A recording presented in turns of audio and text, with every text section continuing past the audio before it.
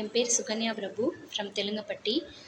என் பையன் பேர் B Sarvesh, LKG படிக்கிறாங்க. நான் ஃபஸ்ட்டு இந்த ஸ்கூலில் சேர்க்கறதுக்கு விருப்பமே இல்லாமல் தான் நான் சேர்த்தேன். என்னோடய ஹஸ்பண்ட் வந்து இங்கே தான் சேர்க்கணும்னு சொன்னார். ஃபஸ்ட்டு பேட்ச்சு எஜுகேஷன் எப்படி இருக்கும்னே தெரியல அப்படின்னு ரொம்ப நான் யோசித்தேன். அதை நான் இப்போ சஜஸ்ட் பண்ணுவேன். TNPL school is the best school அப்படின்னு சொல்லிட்டு. இங்கே ஒர்க் பண்ணுற எல்லா ஸ்டாஃப்ஸும் சரி, teachers and caretaker and other workers எல்லாருமே குழந்தைங்கள நல்லா கேர் பண்ணுறாங்க. எங்களுக்கு ரொம்ப ஹாப்பியாக இருக்குது. குழந்த வந்து சீக்கிரமாகவே ரைட் பண்ண ஆரம்பித்தாங்க. சின்ன சின்ன வார்த்தையெல்லாம் நல்லா சொல்ல ஆரம்பித்தாங்க. ஸ்பெல் பண்ணி சொல்ல ஆரம்பித்தாங்க. ரைம்ஸு, அதுக்கப்புறம் வந்து ஸ்டோரி எல்லாம் சொல்ல ஆரம்பித்தாங்க. நிறைய கேள்விகள்லாம் எங்ககிட்ட கேட்க ஆரம்பித்தாங்க. எங்களுக்கே பதில் சொல்ல முடியாத அளவுக்கு கேள்வி கேட்க ஆரம்பித்தாங்க. அதில் ரொம்ப ஹாப்பியாக இருந்துச்சு.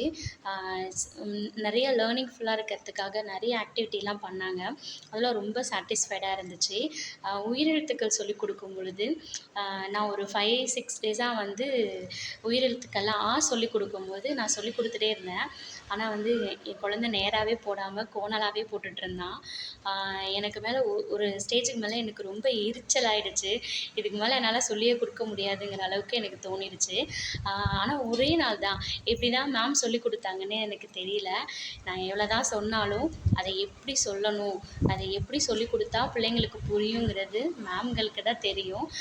அடுத்த நாள் வந்து என்கிட்ட போட்டு காமிச்சாங்க. சத்தியமாக நான் ரொம்ப எனக்கு ஷாக் ஆகிடுச்சு. அப்படி ரொம்ப ஹாப்பியாக இருந்துச்சு. என்னால் சொல்லிக் கொடுக்க முடியலை, ஆனால் மேம்களால் முடியுது. எங்களுக்கு தெரியாத ஒரு விஷயத்த உங்களால் மட்டும்தான் சொல்லிக் கொடுக்க முடியும். ரொம்ப சாட்டிஸ்ஃபைடாக இருக்குது. எஜுகேஷன் எல்லாமே நல்லா இருந்துச்சு.